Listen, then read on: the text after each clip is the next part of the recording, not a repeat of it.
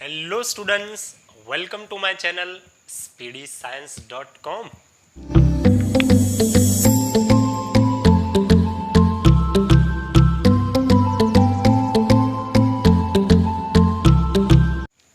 अभी last time हमने light reflection और रिफ्रैक्शन का टॉपिक किया था। वो पूरा चैप्टर हमने कवर अप किया है 3 पार्ट्स के अंदर। आपने अगर वो नहीं देखा तो वो भी एक बार देख लीजिए। अभी फिजिक्स का एक और मोस्ट इंपॉर्टेंट चैप्टर इलेक्ट्रिसिटी आज स्टडी करेंगे हम। अब इलेक्ट्रिसिटी टोटल 2 लोगों के स्टूडेंट्स के लिए बहुत ज़्यादा इंपॉर्टेंट है। जो स्टैंडर्ड 12th में है वो स्टैंडर्ड 12th में semester number 1 chapter number 3 current electricity, पूरा ये 10th एनसीईआरटी इलेक्ट्रिसिटी पर डिपेंड करता है और 10th एनसीईआरटी में भी पूरा ये डिटेल में चैप्टर है। ठीक है, हम आज स्टडी करेंगे इलेक्ट्रिसिटी। चलिए,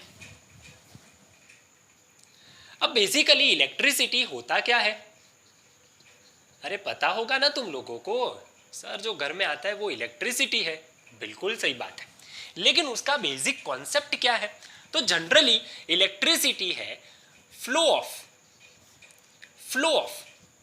charge particles. Flow of charge particles, समझिए ये क्या है? Flow of charge particles. कि भाई जब जब चार्ज पार्टिकल का फ्लो होगा तो हमें क्या मिलेगा? इलेक्ट्रिसिटी मिलेगा, है ना। लेकिन ये सवाल उठता है कि ये चार्ज पार्टिकल्स क्या है? तो चलिए चार्ज पार्टिकल्स के बारे में थोड़ा सा देख लेते हैं हम। चार्ज पार्टिकल्स, अब टोटल जो चार्ज पार्टिकल्स है, टोटल 2 टाइप के चार्ज पार्टिकल है। एक होता है पॉजिटिव चार्ज पार्टिकल्स और दूसरे होते हैं नेगेटिव चार्ज पार्टिकल्स, है ना। तुम्हारे दिमाग में थोड़ी थोड़ी एंट्री हो चुकी होगी। अब नेगेटिव की बात करें तो क्या होगा? इलेक्ट्रॉन्स। और पॉजिटिव की बात करें तो वो क्या होगा? प्रोटॉन्स।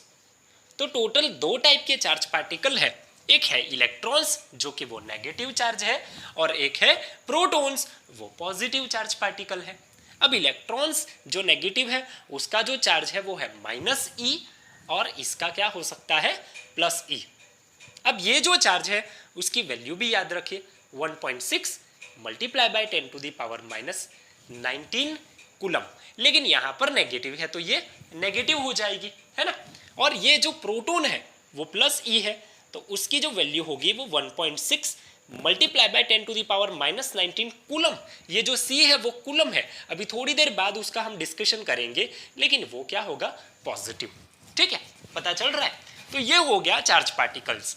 अब electricity generally flow of charge particles है। कि भाई अगर कोई एक कंडक्टर है तो कंडक्टर में से चार्ज पार्टिकल एक जगह से दूसरी जगह पर फ्लो होगा, तो उसे हम क्या बोल सकते हैं? इलेक्ट्रिसिटी। लेकिन चार्ज पार्टिकल्स भी तो हमारे पास 2 टाइप के हैं। कौन कौन से हैं? एक है पॉजिटिव चार्ज पार्टिकल्स और दूसरा है नेगेटिव चार्ज पार्टिकल्स।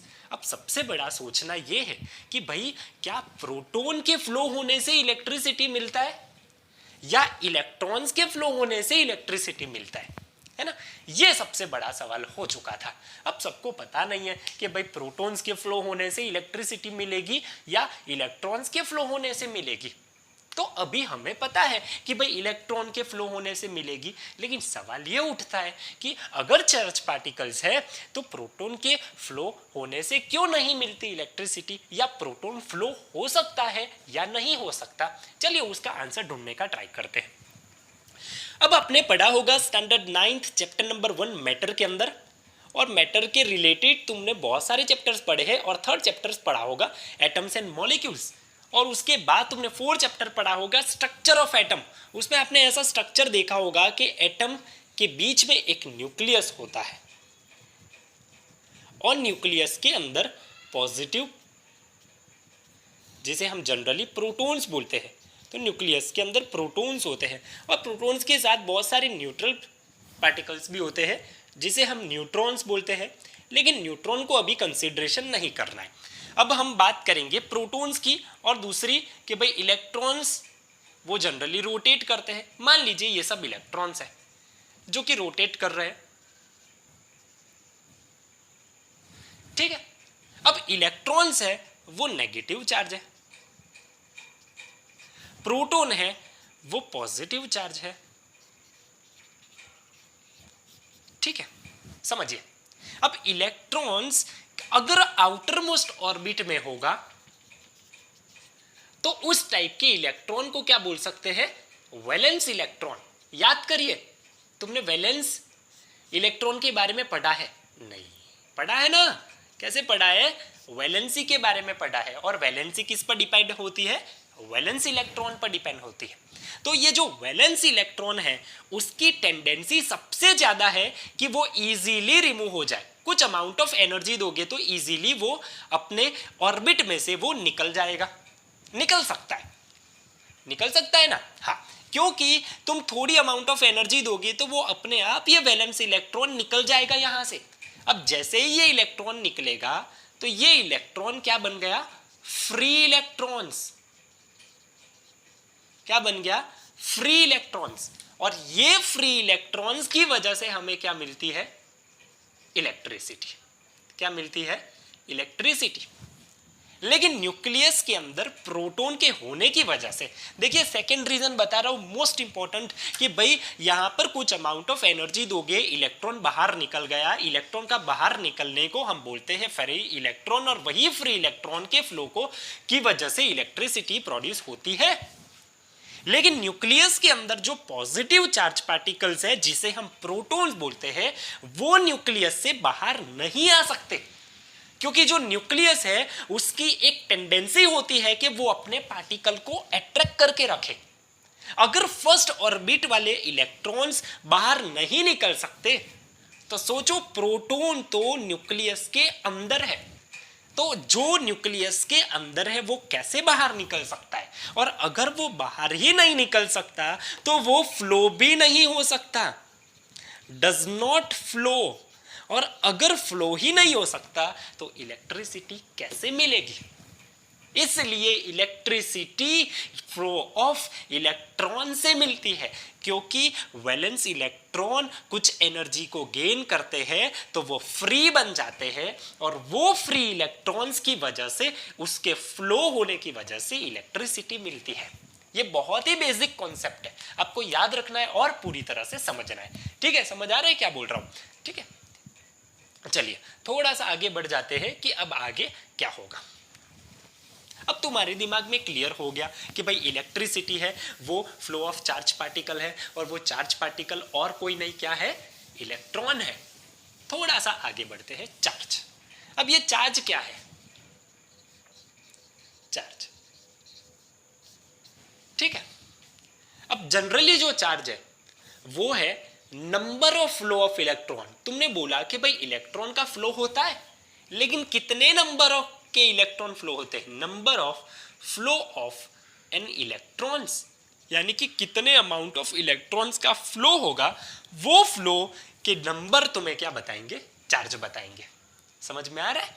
ठीक है, तो ऐसा लिख सकता हूं मैं Q। चलो ठीक है, पहले उसका डिनोशन कर देते हैं। It is denoted bye Q। उसे हम क्या लिख सकते हैं? Q से डिनोट कर सकते हैं। तो फॉर्मूला बनाने का ट्राई करें। Q is equal to number यानी कि N of flow of electron यानी कि E। तो Q इज इक्वल टू क्या फॉर्मूला बन चुका है? Ne। बोलो, पता चल रहा है ये, है ना? तो ये हो गया number of flow of electron, जिसे हम बोलते हैं चार्ज। और चार्ज के अंदर एक और इंपॉर्टेंट पॉइंट क्या याद रखना है? The unit of charge, the unit of charge is क्या होगा? Charge is coulomb. उसे किस में मेजर करते हैं हम? कूलम। अब ये कूलम क्यों? क्योंकि कूलम नाम का साइंटिस्ट था जिसने ये मेजर किया था और करंट के बारे में बताया था। तो उसे हम डिनोट भी कर सकते हैं कैपिटल C से। पता चल रहा है? तो ये तुम्हें याद रखना है, most important, most most most important. ठीक है, अब इस पे से एक CBSE के रिलेटेड बहुत ही अच्छा सवाल पूछते हैं। NCERT CBSE में बहुत ही ज्यादा most popular question. Find the number of electrons, number of electrons flow in 1 coulomb of charge. Most important, 1 coulomb of charge के अंदर कितने number of flow of electron होंगे। समझिए, as we know Q is equal to N multiply by E। अब Q is equal to 1 coulomb दे दिया है तो 1 रख दो, N की जगह पर N रखो और E की जगह पर क्या रख सकते हो 1.6 multiply by 10 to the power minus 19। ठीक है, तो N is equal to 1 upon 1.6 multiply by 10 to the power minus 19 हो गया। अब ये 10 टू द पावर माइनस 19 ऊपर जाएगा तो प्लस हो जाएगा, तो 1 upon 1.6 multiply by 10 to the power plus 19 is equal to N। अब 1 अपॉन 1.6 करोगे तो क्या मिलेगा, अप्रोक्सीमेटली 0.625 मिल सकता है। ठीक है, multiply by 10 to the power 19, एक पॉइंट को शिफ्ट कर दो, n is equal to 6.25 multiply by 10 to the power 18, ये हो गए नंबर ऑफ इलेक्ट्रॉन। सोचिए आप, एक कूलम चार्ज के अंदर इतने सारे इलेक्ट्रॉन फ्लो हो जाते हैं, तो इलेक्ट्रॉन्स एक्चुअल में कितने छोटे होंगे, जिसके बारे में हम स्टडी कर रहे हैं वो बहुत ही छोटे पार्टिकल्स है, बहुत ही ज़्यादा छोटे पार्टिकल्स है, और उसके बारे में हम स्टडी कर रहे हैं। और एक कूलम चार्ज के अंदर इतने नंबर ऑफ इलेक्ट्रॉन्स फ्लो होते हैं, पता चल रहा है। तो ये थोड़ा सा हो गया charge particle, most important 1 marker के लिए ये पूछा जा सकता है। 1 मार्क के में बहुत ज़्यादा बार ये पूछ चुके हैं। ठीक है, पता चल रहा है। चलिए नोट डाउन करके चलिए थोड़ा सा आगे बढ़ेंगे। अब चार्ज से हम करंट की ओर आ जाएंगे कि भाई करंट क्या होता है। चलो ठीक है भाई, नोट्स बनाना अच्छे से, बहुत ही अच्छे से नोट्स बनाओ। चलिए आगे बढ़ते हैं हम। करंट, करंट क्या होता है उसके बारे में बेसिक स्टडी करो। ठीक है, अब करंट है rate of flow of charge particle, rate of flow of charge particle. अब समझिए क्या है ये rate of flow of charge particle. अब जब कभी भी रेट आए तो किससे रिलेटेड होगा, टाइम के रिलेटेड होगा। कि भाई कोई ये कंडक्टर है, मान लीजिए ये कंडक्टर है और यहां से इलेक्ट्रॉन फ्लो हो रहे इस तरह से, ठीक है, लेकिन कितने चार्ज पार्टिकल कितने टाइम के अंदर फ्लो हो रहे हैं वो क्या शो करेगा, करंट। कितने चार्ज पार्टिकल कितने टाइम के अंदर मूव हो रहे, भाग रहे, वो क्या बताता है, करंट बताता है। तो करंट किसके रिलेटेड है, टाइम के रिलेटेड, कि भाई जो चार्ज पार्टिकल फ्लो हो रहे हैं वो कितने टाइम के अंदर कितना फ्लो कर रहे हैं, वो क्या बता रहा है, करंट, है ना। अगर बात करें उसके डिनोशन की तो it is denoted by capital I. I से उसे हम डिनोट कर सकते हैं, तो I is equal to Q by T, ये उसका हो गया फॉर्मूला। ठीक है, समझ में आ रहा है। अब ये जो क्यू है उसका यूनिट क्या हो जाएगा, यूनिट की बात करें, यूनिट हो गया क्यू, क्यू का यूनिट क्या हो सकता है, कूलम, और टी का यूनिट क्या हो गया, सेकेंड, तो कूलम अपॉन सेकेंड उसका यूनिट हो सकता है। लेकिन साइंटिस्ट एम्पियर ने उसे ढूंढा था, इसलिए उसका यूनिट एक और यूनिट है जिसका नाम है एम्पियर। क्या यूनिट का नाम है, एम्पियर। दोनों चीज बहुत ही ज्यादा इंपॉर्टेंट है और आपको याद रखनी है। ठीक है, पता चल रहा है ना। अब देखिए भाई, एक और कॉन्सेप्ट को क्लियर करिए कि भाई इलेक्ट्रिक करंट के अंदर दो चीजों के अंदर बहुत ही ज्यादा जोर देना है आपको, और ये ओएमआर के अंदर 1 मार्कर के अंदर ये पूछ सकते हैं। जनरली जब इलेक्ट्रिसिटी के बारे में पता चला, इलेक्ट्रिसिटी का जो कॉन्सेप्ट है सबको पता चला ना, तब सीन क्या हो रहा था कि जब इलेक्ट्रिसिटी का कॉन्सेप्ट पता चला तब इलेक्ट्रॉन्स के बारे में किसी को पता नहीं था, कि भाई इलेक्ट्रॉन्स के बारे में किसी को पता नहीं है कि भाई इलेक्ट्रॉन्स क्या है। जब इलेक्ट्रिसिटी के बारे में पता चला, इलेक्ट्रॉन्स के बारे में पता नहीं है, ये तो कुछ अजीब मामला है, लेकिन एक्चुअल में ऐसा ही था। तो वो लोग डायरेक्शन ऑफ करंट किसके फ्लो पर, वो फ्लो ऑफ प्रोटॉन्स पर डिपेंड करते थे, फ्लो ऑफ प्रोटॉन्स पर डिपेंड करते थे। यानी कि जिस डायरेक्शन में प्रोटॉन का फ्लो होगा उसी डायरेक्शन में करंट का फ्लो होगा, ऐसा मान के चलते थे ये लोग। लेकिन कन्वेंशनली जब सर्किट के अंदर देखा, इलेक्ट्रिक सर्किट के अंदर देखा, तो इलेक्ट्रिक सर्किट के अंदर ये जो फ्लो है करंट का, वो करंट इलेक्ट्रॉन के फ्लो के बिल्कुल ऑपोजिट डायरेक्शन में फ्लो होता था। तो ये जो इलेक्ट्रिक सर्किट के अंदर इलेक्ट्रॉन का फ्लो और करंट का फ्लो बिल्कुल ऑपोजिट डायरेक्शन में देखने को मिल रहा है। पहले ऐसा माना जाता था कि जो करंट का फ्लो है, वो करंट का फ्लो और प्रोटॉन्स का जो फ्लो है वो दोनों एक ही डायरेक्शन में है।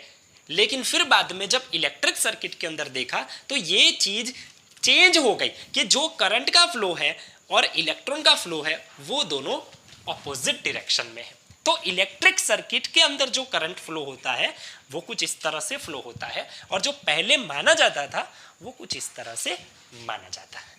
पता चल रहा है ना? मोस्ट इंपॉर्टेंट है, ये बात भी आपको याद रखनी है। एक और कॉन्सेप्ट क्लियर करते हैं, हम आगे थोड़ा बढ़ेंगे। अब सबके मन में सवाल होगा कि भाई जो चार्ज पार्टिकल है, वो चार्ज पार्टिकल जिस तरह वैक्यूम के अंदर फ्लो होता है, क्या उसी तरह मेटालिक वायर के अंदर भी फ्लो होता होगा? कि भाई वैक्यूम है तो एक जगह से दूसरी जगह इजीली जा सकता है, लेकिन मेटालिक वायर है वो तो बहुत ही शॉर्ट ड्यूरेशन में बना होगा, बहुत ही शॉर्ट होगा, क्योंकि वो पूरा एटम से बना होता है, तो वो क्लोज पैक स्ट्रक्चर है ना, क्लोज पैक स्ट्रक्चर है। और जो वैक्यूम है वहां पर तो बहुत सारी जगह है, तो वो इजीली एक जगह से दूसरी जगह पर जा सकता है। देखो ये सबके मन में सवाल उठ रहा था कि भाई क्या वैक्यूम के अंदर इलेक्ट्रॉन का फ्लो है उसी तरह से मेटालिक वायर के अंदर फ्लो है कि नहीं है? देखिए, मेटालिक वायर के अंदर जो इलेक्ट्रॉन का फ्लो है वो इलेक्ट्रॉन का फ्लो और जो इसके अंदर वैक्यूम के अंदर है वो दोनों अलग अलग है। यहां पर भी इवन एटम का क्लोज पैक स्ट्रक्चर तो है, लेकिन इलेक्ट्रॉन इजीली फ्लो हो सकता है, इजीली वो फ्लो हो सकता है और इजीली वो एक जगह से दूसरी जगह पर जा सकता है। तो इसका जो ऑब्जर्वेशन है वो सबसे पहले कॉपर के अंदर किया गया, और इसका जो फ्लो ऑफ इलेक्ट्रॉन है वो फ्लो ऑफ इलेक्ट्रॉन की आप सब स्पीड भी नोट डाउन कर सकते हो, और वो जो स्पीड है उसे जनरली हम ड्रिफ्ट स्पीड के नाम से जानते हैं, ड्रिफ्ट स्पीड के नाम से जानते हैं।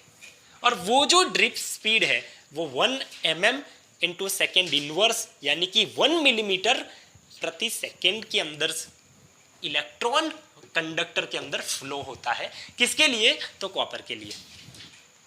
पता चल रहा है? देखिए, इससे क्या पता चल रहा है, ये आपको कंफ्यूज कर रहा होगा, लेकिन पता क्या चलता है अभी समझिए। मान लीजिए एक आपके पास वायर है और आपने पूरी एक सर्किट बना दी है ना। अब पूरी जो सर्किट बनाई है तो आपका ऐसा मानना होगा कि भाई यहां से बैटरी है, बैटरी से आप करंट प्रोवाइड कर रहे आ रहा है। जब तक ये टर्मिनल पर करंट नहीं पहुंच जाता तब तक बल्ब ग्लो नहीं होगा, सब ऐसा मानते हैं, लेकिन ऐसा नहीं होता। यहां से इलेक्ट्रॉन का फ्लो हुआ और यहां पर जब इलेक्ट्रॉन का फ्लो होता है तो विद इन इंस्टेंट, देखना आप जब स्विच ऑन करते हैं तो बल्ब तुरंत ग्लो हो जाता है।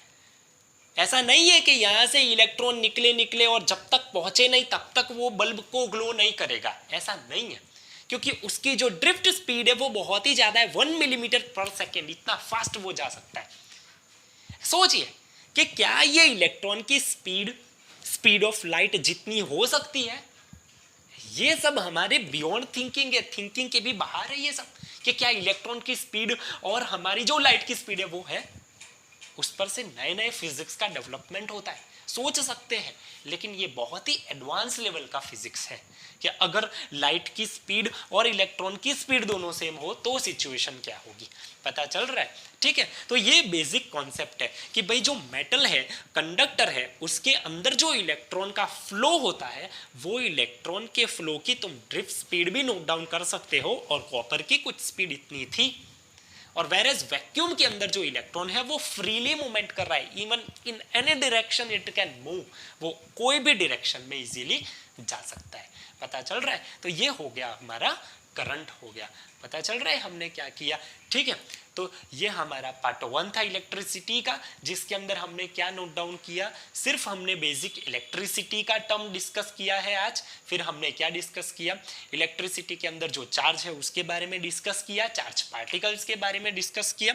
फिर बाद में हमने क्या डिस्कस किया, चार्ज क्या होता है वो डिस्कस किया, करंट डिस्कस किया, करंट कन्वेंशनल करंट क्या होता है वो भी डिस्कस किया। उसके बाद जो मेटालिक कंडक्टर है उसके अंदर इलेक्ट्रॉन्स का किस तरह फ्लो होता है वो भी डिस्कस किया। पता चल गया। तो ये जो कॉन्सेप्ट है वो दोनों के लिए कॉन्सेप्ट है, इवन स्टैंडर्ड 10th के लिए भी कॉन्सेप्ट है, और जो लोग करंट इलेक्ट्रिसिटी की प्रिपरेशन कर रहे हैं उनके लिए भी सेम टू सेम कॉन्सेप्ट है। तो दोनों के लिए मैंने मिक्स करने के लिए एक ही वीडियो के अंदर पूरा कॉन्सेप्ट भी ऐड कर दिया, और होप आपको पता भी चला होगा। तो अगर पता चला है तो आपको क्या करना है, लाइक करना है, सब्सक्राइब भी करना है, और कमेंट करके बताना है कि कैसा था वीडियो, और अपने फ्रेंड्स को शेयर करना ना भूले, ठीक है।